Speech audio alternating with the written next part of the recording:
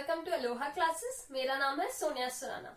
पिछले video lecture में हमने देखा कि कैसे जो फ्रांसिस ने खत्म किया था मोनार्की को और वो फाइनली रिपब्लिक बन गया था। इस पर्टिकुलर वीडियो लेक्चर में हम 3 टॉपिक कवर करने वाले हैं। ये लास्ट वीडियो होगा फ्रेंच रिवॉल्यूशन के लिए। आपके कोई भी डाउट्स होते हैं तो आप नीचे कमेंट सेक्शन में मेंशन करिए, मैं बिल्कुल उसका आंसर दूंगी। और साथ ही साथ इसके क्वेश्चंस जो है वो डिस्क्रिप्शन में मेंशन होंगे, तो आप चाहते हैं तो आप उसकी क्वेश्चंस को रिवीजन के लिए ले सकते हैं। पहला टॉपिक अब हम यहाँ पे देखेंगे, उसमें हम देखते हैं कि क्या वुमेन्स ने भी रिवॉल्यूशन किया या नहीं किया। तो हमने एक चीज देखी थी कि जो वुमेन्स थी वो काफी ज्यादा एक्टिव थी किस टाइम पे, चेंजेस लाने के टाइम में, बट उनको एक नॉर्मल एक पैसिव सिटीजन्स की तरह ट्रीट किया जा रहा था। तो ये चीज तो कहीं ना कहीं उनको गड़बड़ लग रही थी। साथ ही साथ हमने एक और चीज देखी थी पिछले वीडियो में कि उन्होंने कहीं ना कहीं सोचा था कि हमें भी हमारे पॉलिटिकल क्लब्स फॉर्म करने चाहिए। तो धीरे धीरे करके क्या होता है, 60 क्लब आ जाता है फ्रांस में, मतलब 60 वुमेन्स क्लब फॉर्म हो चुके रहते हैं, जिनमें से 2 प्रोमिनेंट क्लब के नाम देके रखे हैं। पहला है द सोसाइटी ऑफ रिवॉल्यूशनरी और दूसरा है रिपब्लिकन वुमेन। ये क्वेश्चन उठ सकता है यहाँ से, तो ये आपको नाम लर्न करना जरूरी है। साथ ही साथ क्या होता है कि हमने देखा जो वुमेन थी उनके जो रोल्स थे वो बहुत छोटे थे और उनकी जो जॉब भी थी वो भी काफी छोटी हुआ करती थी। लाइक अगर वो जॉब कर रहे हैं या वो खुद का भी काम कर रहे हैं तो उसमें बेसिकली वो फ्लावर सेल करते थे, वेजिटेबल्स फ्रूट सेल किया करते थे, या वो किसी और के घर जाके काम करते थे एज अ मेड। तो यही कुछ पर्टिकुलर उनके रोल थे, है ना। और उनको सैलरी भी या वेजेस भी जो थी वो कंपेरेटिवली बहुत कम दी जाती थी मेन से। धीरे धीरे करके क्या होता है, रिवॉल्यूशनरी गवर्नमेंट आती है। अब रिवॉल्यूशनरी गवर्नमेंट क्या करती है, वो उनको राइट टू राइट देती है, उनको काफी सारे राइट देती है, जिनमें से एक राइट रहता है कि कंपल्सरी एजुकेशन हो जाती है उनके लिए। मतलब पहले उनको एजुकेशन में दिक्कत आती थी, सिर्फ जो वेल्दी क्लास को बिलोंग करती थी वुमेन, जो थर्ड स्टेट की वेल्दी क्लास को बिलोंग करती थी वो ही कॉन्वेंट जाती थी पढ़ाई के लिए, बाकी वुमेन्स को परमिशन नहीं थी। बट जैसी रिवॉल्यूशनरी गवर्नमेंट आती है तो वो परमिशन देती है उन वुमेन्स को भी जो बहुत ही लो फैमिली को बिलोंग करते हैं, तो अब उनको एजुकेशन मिलने लग गई है।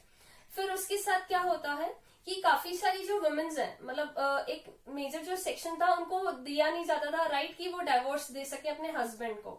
ठीक है, जो मैरिज थी वो सिर्फ एक ही इंसान के भरोसे चलती थी या खत्म होती थी, वो थे मेन। अब धीरे धीरे करके क्या हुआ, गवर्नमेंट ने वुमेन्स को भी राइट दिया कि आप भी म्यूचुअली, मतलब आप दोनों का एक म्यूचुअल एग्रीमेंट होगा, अगर वुमेन्स खुद भी चाहती है तो वो भी डाइवोर्स दे सकती थी अपने हस्बैंड को। तो ये एक मैरिज से रिलेटेड एक पॉइंट है जो इंपॉर्टेंट है, जो क्वेश्चन के आंसर्स देने में आप यूज कर सकते हैं। इसी के साथ साथ क्या होता है कि 1746 में वुमेन्स को कम्प्लीटली राइट टू वोट मिल जाता है। तो ये एक बहुत छोटा सा टॉपिक है, काफी प्रिसाइज करके मैंने आपको इधर पे बता दिया है।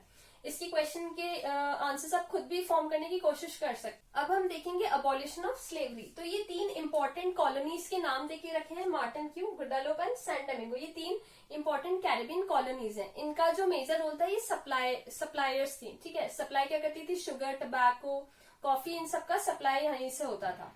बट अब हुआ क्या कि जो लोग थे वो काम करने को रेडी नहीं थे, मतलब वो कहीं और दूसरी लैंड पे जाके काम करने के लिए रेडी नहीं थे। तो उस वजह से क्या हुआ, स्लेव ट्रेड स्टार्ट हुआ, है ना।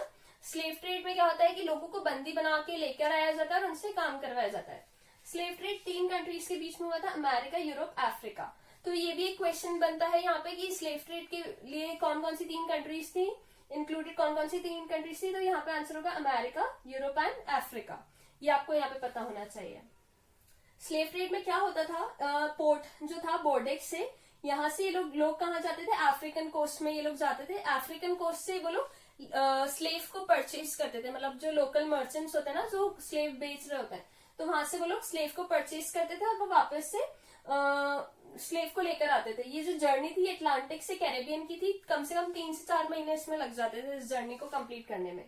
तो ऐसे स्लेव को मूव किया जाता था, एक जगह से दूसरी जगह उनको मूव किया जाता था।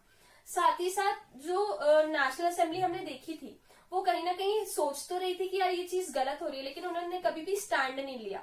क्यों नहीं लिया, क्योंकि जो बड़े बड़े बिजनेसमैन थे उनका जो घर चल रहा था ना, या जो वो वेल्थ जनरेट कर रहे थे वो किस मदद से जनरेट कर रहे थे, वो स्लेव ट्रेड की मदद से जनरेट कर पा रहे थे। तो उन्होंने कोई भी मेजर रोल प्ले नहीं किया नेशनल असेंबली ने इसको अबॉलिश करने के लिए, खत्म करने के लिए। इवन तो उनके दिमाग में ये चीज कंसर्न में तो थी कि यार ये चीज गलत चल रही है। कन्वेंशन हमने देखा था कि जब कन्वेंशन फॉर्म होती है, मतलब नेशनल असेंबली की जगह हम देखते हैं कि कन्वेंशन फॉर्म हो जाती है, तो कन्वेंशन में क्या होता है कि उसने एक एक सख्त स्टेप लिया कि नहीं नहीं ये चीज गलत है, इसको खत्म करना चाहिए। तो फर्स्ट टाइम जो अबॉलिश की गई थी स्लेवरी, वो करी गई थी कन्वेंशन के थ्रू, है ना। 1794 में उसको अबॉलिश कर दिया गया था। फिर धीरे धीरे क्या होता है कि वापस से जब नेपोलियन आते हैं कंट्री में, तो उन्होंने वापस ले स्लेवरी को स्टार्ट कर दिया, मतलब स्लेव ट्रेड को स्टार्ट कर दिया। फिर कंप्लीटली खत्म होती है स्लेवरी 1848 में। तो ये काफी छोटा सा टॉपिक है। आई होप आपको ये भी चीज समझ आ गई होगी। अगर आपको कुछ भी डाउट है तो आप मुझसे कमेंट सेक्शन में पूछ सकते हैं इस पर्टिकुलर टॉपिक को लेके भी। और अब हम आगे वाले टॉपिक पे प्रोसीड करते हैं। लास्ट टॉपिक में हमें यही देके रखा है कि जैसे जैसे फ्रांस को फ्रीडम मिल गई, ठीक है, कहीं ना कहीं रिवॉल्यूशन वर्क करने लग गया, सारी की सारी चीजें क्या होने लगी, अपसाइड डाउन होने लग गई थी। अब जो लोग थे, पहले उनको परमिशन नहीं थी कि वो जाके अपने मन से कुछ भी प्रिंट कर सकते थे न्यूज़पेपर में, बट अब उन्हें परमिशन मिल गई। जैसे ही चेंजेस आए, जैसे ही रिवॉल्यूशन हुआ ना, तो लोगों को परमिशन मिल गई कि वो जाके कुछ भी अपने हिसाब से प्रिंट कर सकते हैं, वो अपने आप को एक्सप्रेस कर सकते हैं, अपने थॉट्स को एक्सप्रेस कर सकते हैं। तो ये चीजें काफी बेनिफिशियल थी। पहले लोगों को क्या करना पड़ता था, पहले लोगों को जाके किंग की परमिशन लेनी पड़ती थी, है ना। उनको किंग से पूछना पड़ता था कि क्या हम ये चीज प्रिंट कर सकते हैं। सेंसरशिप वर्ड यूज किया गया है आपकी बुक में, तो लोगों को सेंसरशिप के पास जाके पूछना पड़ता था कि is it fine to print this thing.